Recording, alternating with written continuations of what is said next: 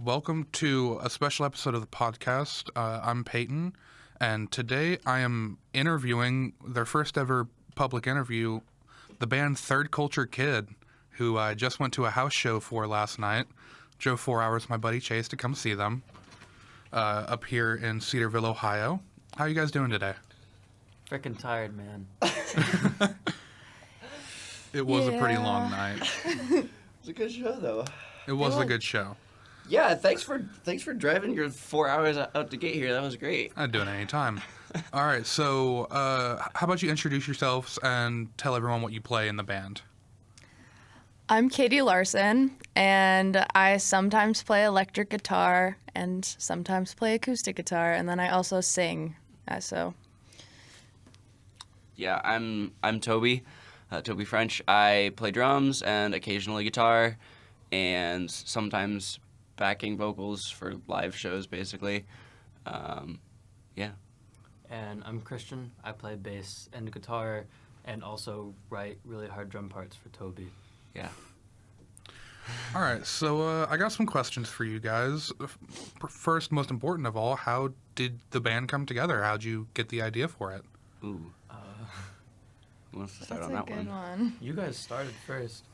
Yeah, so Toby and I met about a year and a half ago now. Yeah. And I'm an audio major, and so I had this project that I was working on.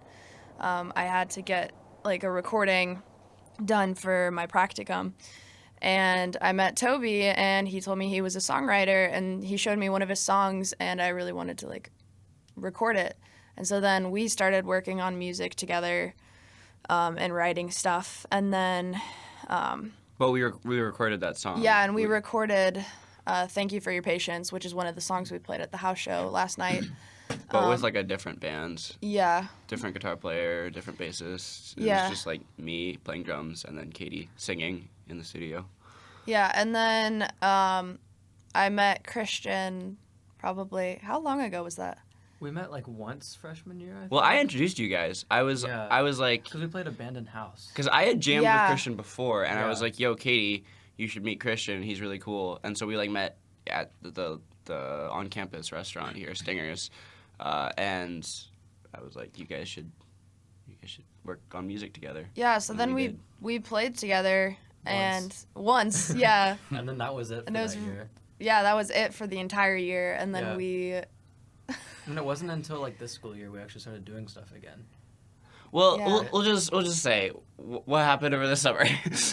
Oh. Yeah. So over the long quarantine break. Yeah, okay, quarantine. Maybe Yeah, that's where it all started. I Sort was like, what happened? Katie and I had been talking about recording a bunch of originals for a while over quarantine, and so we did. We spent a bunch of time in my grandparents' basement with a very, very, very makeshift studio, and we walked out with not a ton that we were super happy with, but it was a lot of a good experience, and we grew a lot from it anyways, and at least learned each other's like writing process and that kind of thing. Yes. Yeah. And then Toby also went over to Christian's house and his grandparents' Yeah. house Yeah. and recorded one of like a song that they made, which was Floral, which will be our debut single. Yay.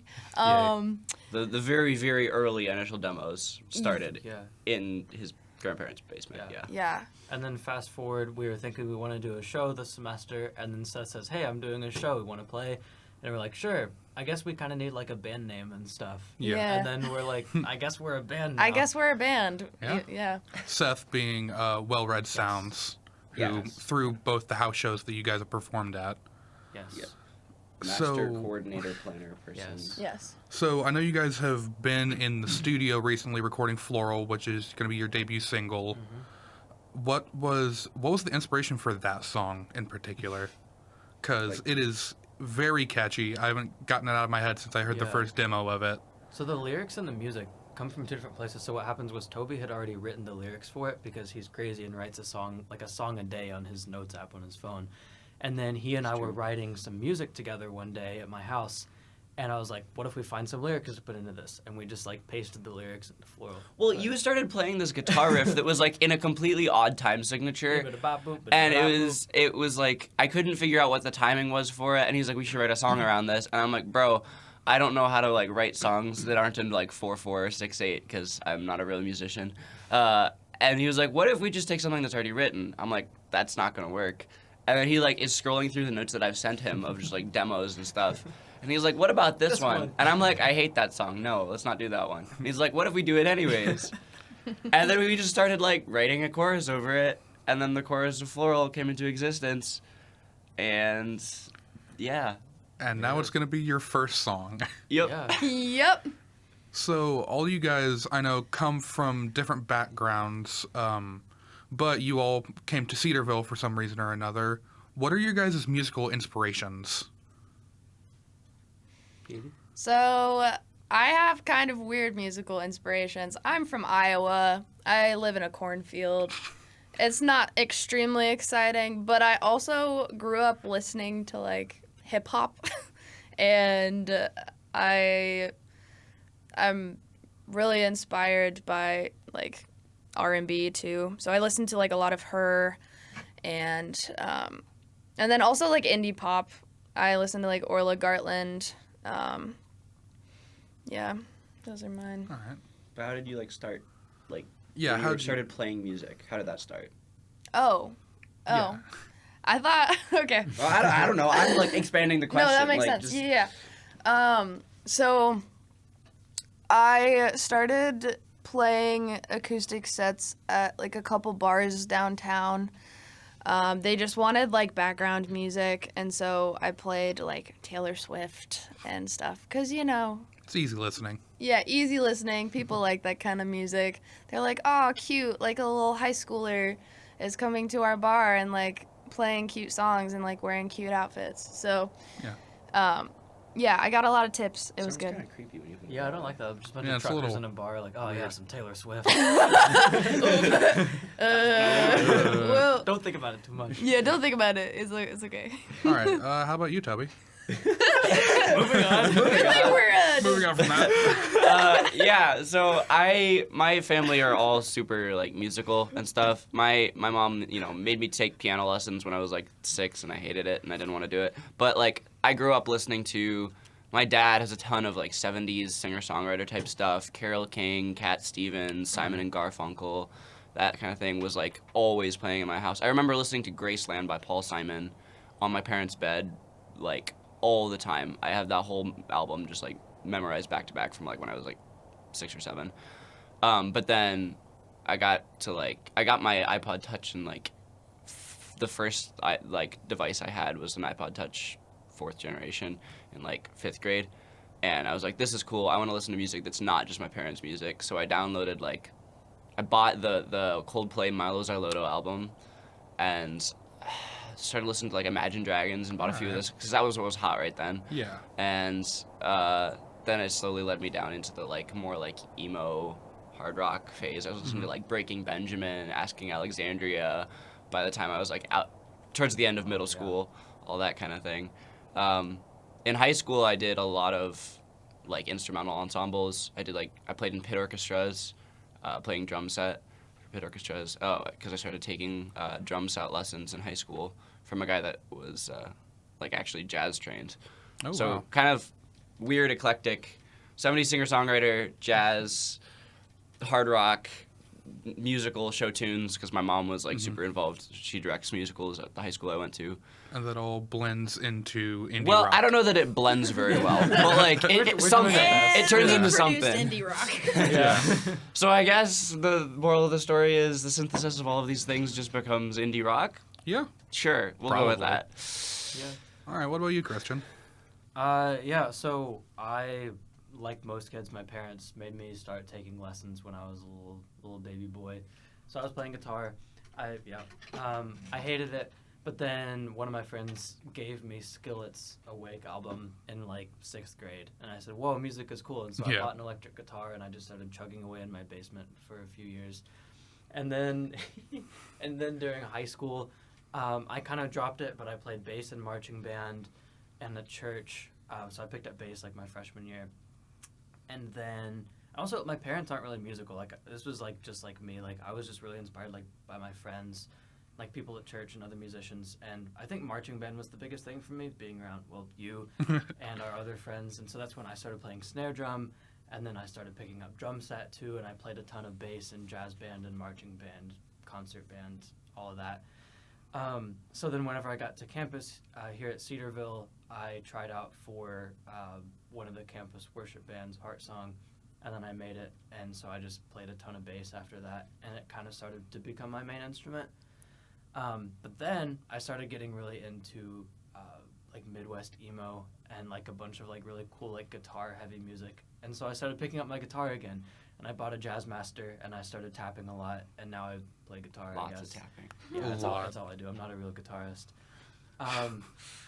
But yeah, my music taste is I listen to a lot of, I guess like Christian, like alternative, like King's Kaleidoscope, Half Alive, and I mean I'm pretty basic too. Like I went through like my metalcore phase as well, like Toby, and was listening to like Crown the Empire and Asking Alexandria and all that. But I'm really inspired by most music, and so even though I didn't grow up listening to a ton of stuff, I appreciate like every kind of music. I think that's what's really important for all of us is that we all are like have things that are our main like go-to taste, but we all kind of appreciate a lot of things. Yeah. I'll show Katie all kinds of weird alt rock stuff, and she thinks it's super cool, and then she'll go and listen to more of it on her own, and she'll show me hip-hop artists and pop artists that I wouldn't initially be like, I don't want to listen to this, it's pop or whatever, I don't like that kind of thing. And then I'll gradually be like, oh, this is actually pretty cool. Yeah. And like same with Christian, he's all over the place musically, so I think that's cool that we can kind of all collaborate on our musical taste. Yeah, like our writing process is never an echo chamber. Like all of us are like challenging each other and saying like, I don't like that, or try this, and like always bringing new things to the table. All right. And another question. So you guys had a house show yesterday at Seth's house. How was that experience? Because the last time you went on second to last, this time you were the main act. You were the headliners. How did it feel to be like kind of the band at that show? Katie? I don't know why you guys want to start with me You're because our front man. You're supposed to, yeah. Yeah, it was really, really fun headlining this time. The energy was a lot different at this house show than the last, because at the last house show, everyone was kind of tiptoeing. They didn't really know what was going on, and they were just like kind of peeking their head in the door. But this house show, people were super pumped and excited to be there, and you could tell like the energy in the room was just insane. Well, we jumped so hard we warped the floor of did. the Yeah, house. that's kind of bad. We warped the floor of the house. The house Seth's wasn't ready rental for us. house, yeah. The rental house, yeah. Yeah. I was standing there listening to one of the bands, and I just like it was like a trampoline. It was. Yeah, you could was stand still and still be bouncing to the music when everyone else was. I mean, hey, that's how you know it's a good show. Yeah. The floor is like bowed now. Like it's not. It's flat. not good. Yeah. So if that tells you anything about how hyped the show was. Oh yeah. Oh yeah. So what was your guys' set list for this show? Because I know you played some originals, but you also did some covers too. Oh yeah, we did Still Into You by Paramore. That was a hit. And then we also did Figure It Out by Orla Gartland. And what were the other covers we did? Hard Place by her, and was that it? Justin Yeah. Bieber. We did. Justin- Love oh, Yourself. yeah. yeah. Oh yeah, that weird guy. indie artist. Whatever. I mean, even the covers, like it shows how like random and all over the place. We Oh, have, like, yeah. Yeah. pop punk and like R&B, and then just like and- total pop hits. Yeah. And, Yeah, but it was mostly originals though. We Yes. pull out a bunch of original music, which is like almost not fair because like I haven't written. Floral is the only thing I actually had a hand in writing that we played last night. All the other stuff is stuff that like Toby and Katie have been working on for like a long time. So we have like this huge like repertoire of music that we can pull out that's original. If we had more time to actually practice stuff, we could just do all originals if we wanted to, because we have like a backlog of between Yes. Katie and Christian and I. We have a backlog of so many original songs that we want to do something Yeah. with. It's just finding the time for it is But tough. I live 4.5 hours away, and for whatever reason, they're still in school, and so they have homework and stuff. So Lame. Absolutely lame. yeah. So I know Floral's coming out soon, not an exact date. Yeah. But what are your guys' plans for the future? What's the future looking like for Third Culture Kid? Yeah, so immediately after Floral, we've got 4 other songs in the pipeline right now. So we're going to release Floral and then hopefully pretty quickly follow that up with an EP of about 5 or 6 songs, hopefully by this summer. And then honestly, I just take it wherever it takes us. Yeah. We're going to be hopefully trying to edge our way into the Columbus and the Dayton scene soon. And just playing shows, playing music for people. Wherever that takes us, we might be going to Iowa this summer. Wow. Oh, yeah. I don't know. Yeah, it kind of just depends on like where we can find listeners and like how stuff is received. Because I mean, we haven't released anything yet, so we don't even know like what the reception is going to be. Of course. Yeah. Toby, Yeah. you want to take us back over to the Philippines for a show? You know, international tour. I'm here for it. Iowa and the Philippines. That's it. Absolutely. That's all you need. Well, it's been a pleasure talking to you guys. You can follow them on Instagram at Third Culture Kid Band, and they all have their own separate Instagram accounts where they post some really cool stuff. For the P&B podcast, this is Payton signing off.